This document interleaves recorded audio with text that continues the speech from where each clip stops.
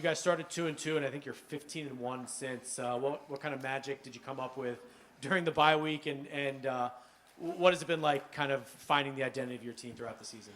Yeah, this game and anything worthwhile in this world is not instant gratification. It takes getting better every single day.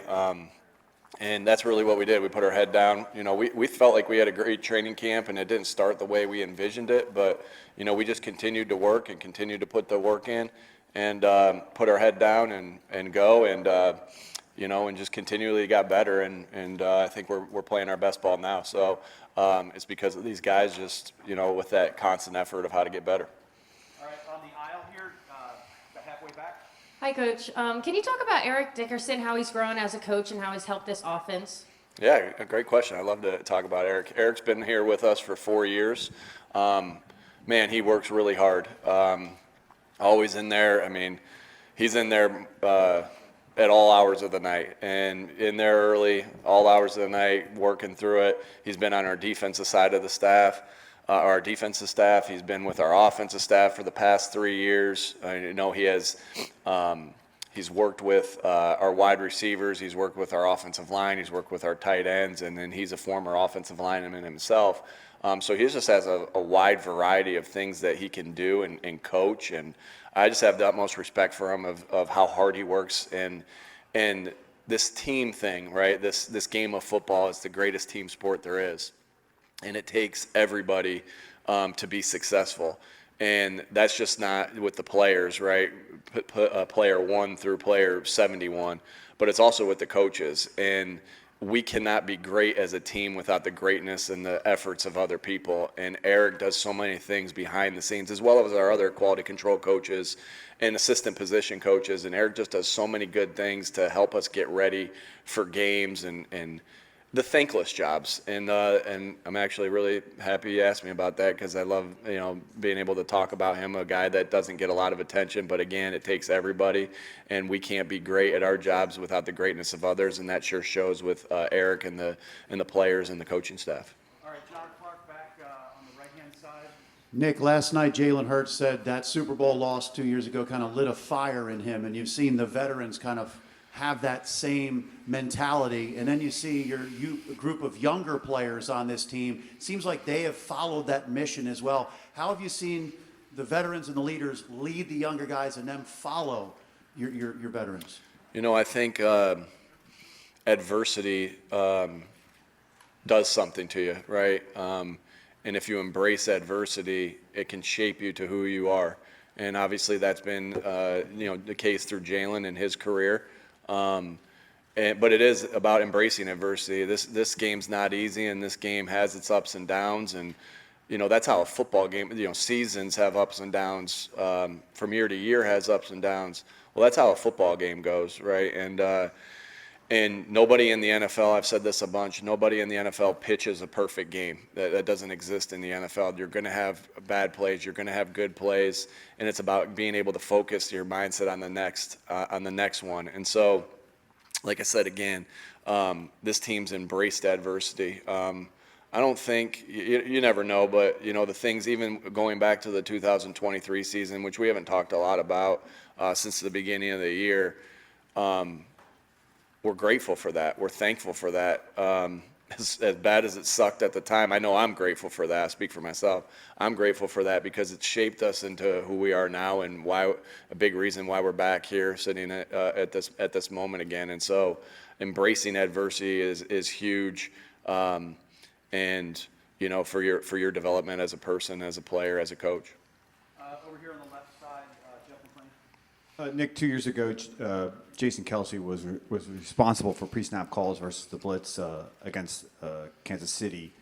Now that Jalen Hurts is, what kind of challenges does Steve Spagnuolo's blitz packages force a quarterback when he has to throw hot? Yeah, obviously, no matter who's responsible for protection calls against the Steve Spagnuolo defense, it creates issues and challenges. At the end of the day, with a defense like the one we're playing with the great players that they have. And I just can't say enough about their coaching staff and the players that they have. I have the utmost respect for them, and obviously they've been doing this at a very high level, at the best level in the NFL for multiple years now. But I think what's important in those moments against teams like that is you have to play your rules. You have to be ready to adjust, and you have to be on the same page. Now, that's easier said than done. They make it challenging for you. But this is what you prepare for in training camp. This is what you prepare for during OTAs, and meaning you play your rules and you adjust to the different things that are coming at you. And when you're good on offense, my experience has been is when you're good on offense, you watch the tape, you get ready for the tape, but you got to expect the unexpected, and that's the definition of his defense, of the confusion that he creates. So we'll have to be on it. We've had a good week and a half of preparation so far. We got to finish that off to give us an opportunity to be successful against him. All right, we've got Sam Farmer, right side, middle. Nick, I'm interested in your relationship with Larry Karras over the years and sort of what you've drawn from him, how he maybe helped mold you as a coach. Yeah, I've known Coach Karras since I've been 10 years old. Both my brothers played football for him in college. Then I kind of followed in their footsteps and did the same. So, Coach Karras, I have great parents that have taught me so much. And then, you go away from home for the first time, away from those strong parents that I have. And he's like, a dad away from home there. And, it's not just me. There's so many coaches over the state of Ohio. There's so many coaches, from Tommy Manning with the Indianapolis Colts, who played for him, Matt Campbell, Jason Candle. I mean, I could go on and on. All the guys that played for him that he's helped develop us, and I think the main thing, a couple big things I learned from him was that connection, and just caring about his players. I always felt like, how much he cared about me. He was always trying to get me better, and that doesn't mean, I have a lot of stories of how many times I got yelled at as well. So just because, he cares for me doesn't mean that he's not extremely demanding. And I would say that's the other thing, the demand.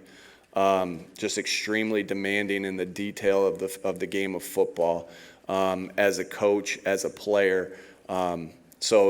And when I talk about my core values as far as, for the Eagles and my envision of when I got the head job of what it was always about toughness, detail, and together.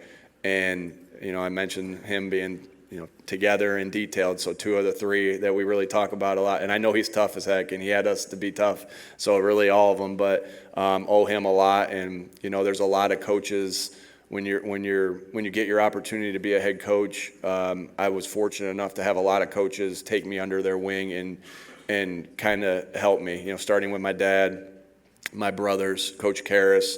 I can't tell you how many times Frank Reich, when I was his offensive coordinator, or even when I was his quarterback coach and he was the offensive coordinator, how many times he would be like, hey, when you get in this situation, here's this. I mean, that felt like a daily occurrence. And so just very grateful for all the coaches that I've had that have took a liking to me, or whatever, however you want to say it, to help me grow. All right, front left here, Elliot. Nick, Jeff Stoutland said last night that it was your idea during an OTAs to try Mekhi Becton at guard. I'm curious, what did you see in him that you thought he could do it? And then also, he's been a player that after each win this year, it seems like it's emotional for him because he hasn't had a lot of winning in his career.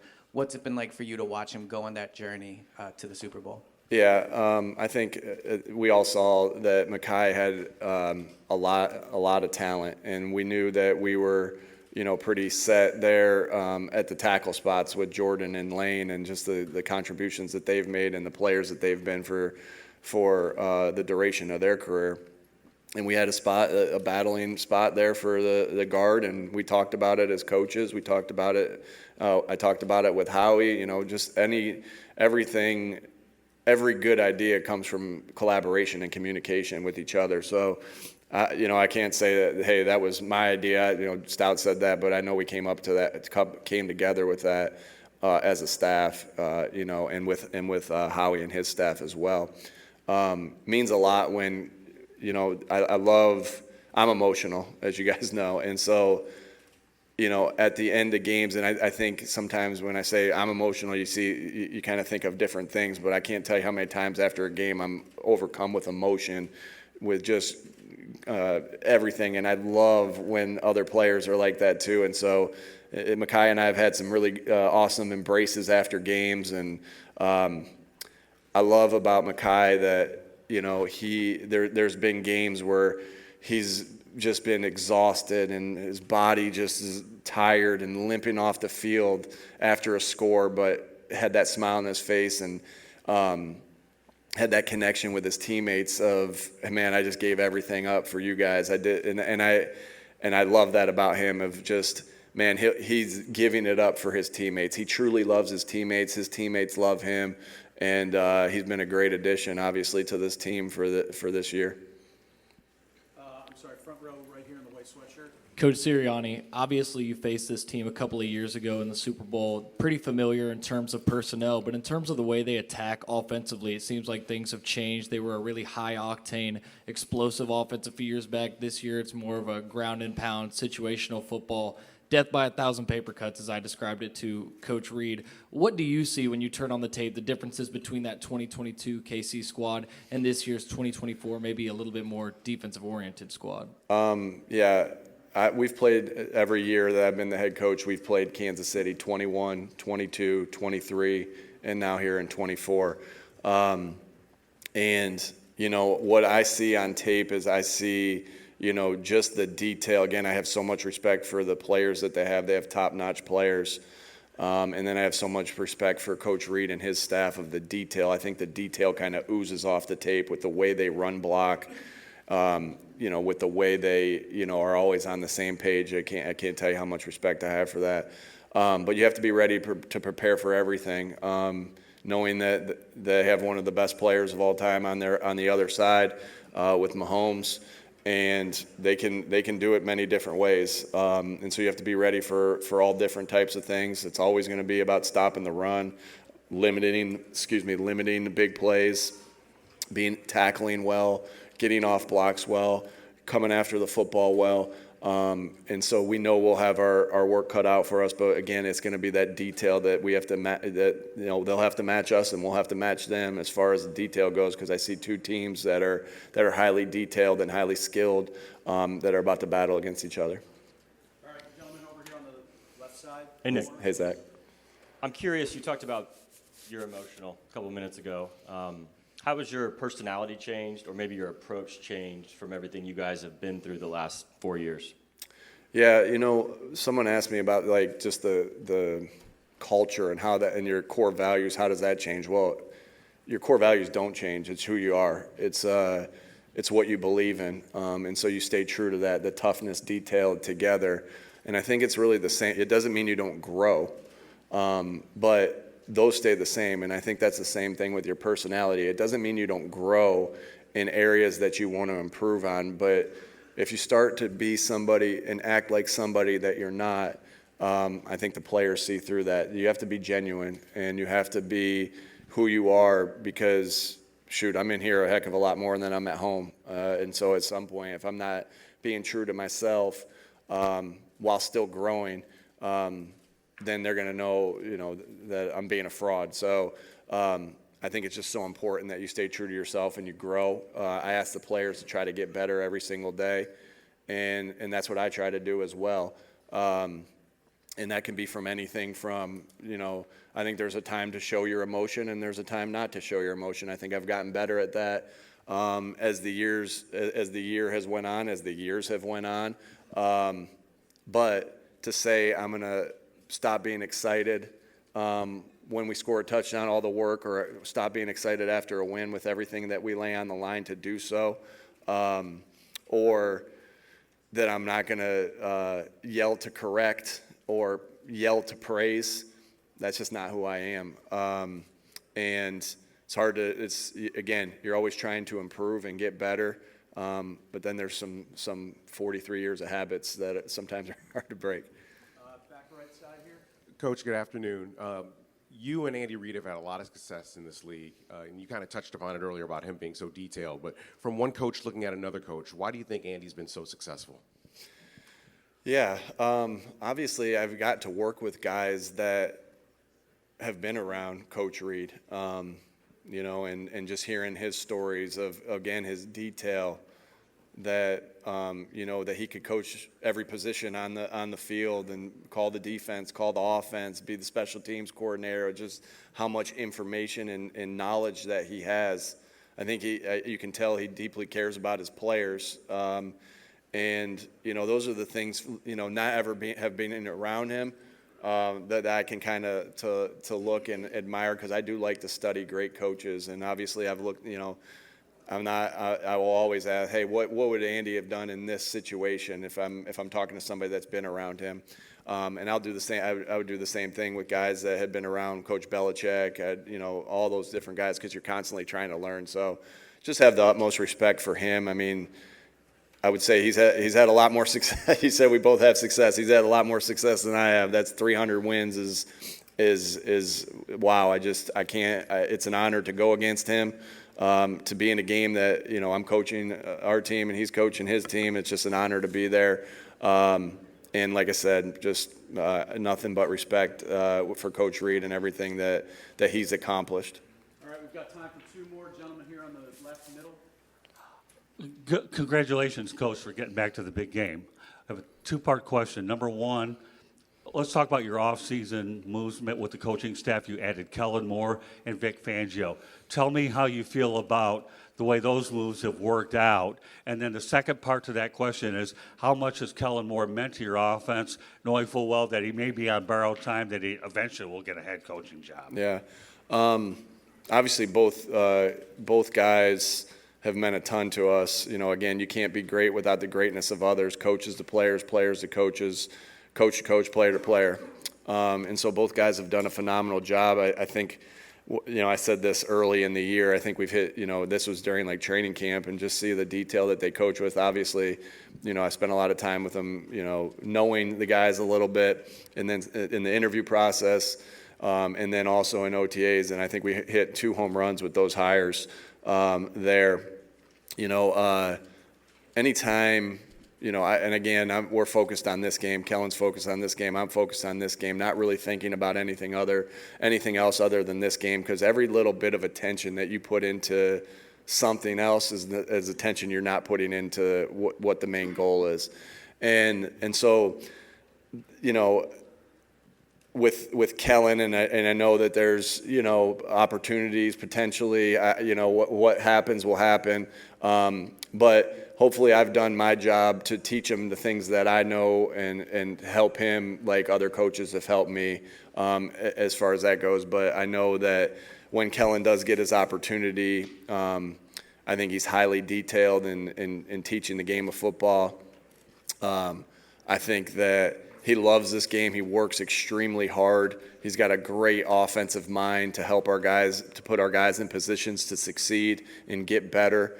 And man, he's a phenomenal person, great person to work with. That's so important, right? When we're spending more time with each other than we are with our families, our wives, our kids, it's important that you have good people around. And he, as good of a football coach as he is, he's even a better person. So got a lot of respect there, and for Kellen, and we'll see how that plays out at the end of the year. All right, last question, second row. Bob, for you guys that aren't normally with us, Bob usually cuts us off, and then I'm the nice guy, and I'll say, does anybody else have 1 or 2 more? So we'll do the same thing there.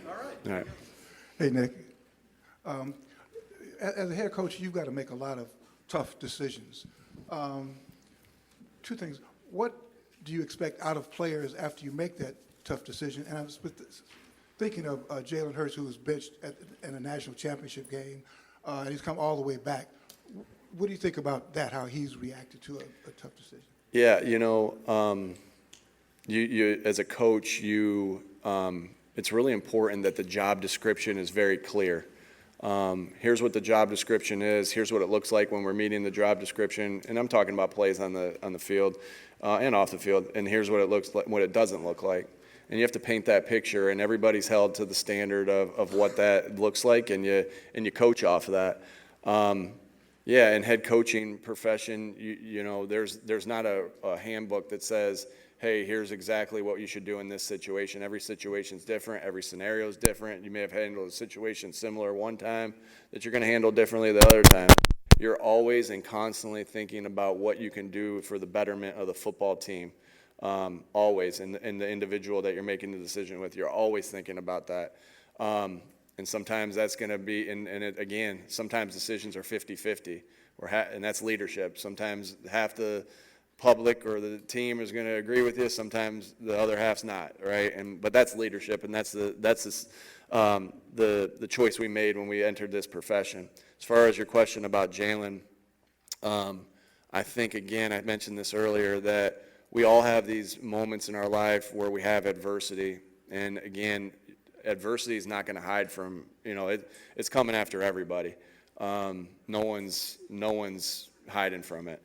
And it's about how you respond. It's about how you react. It's about embracing that adversity, knowing that when you do that, it can help make you better. And so look at Jalen, he's such a winner. He's won everywhere he's went. That moment, and now he's starting in his second Super Bowl. So I think the writing is on the wall that Jalen embraced every piece of adversity that he's hit, and it's made him better.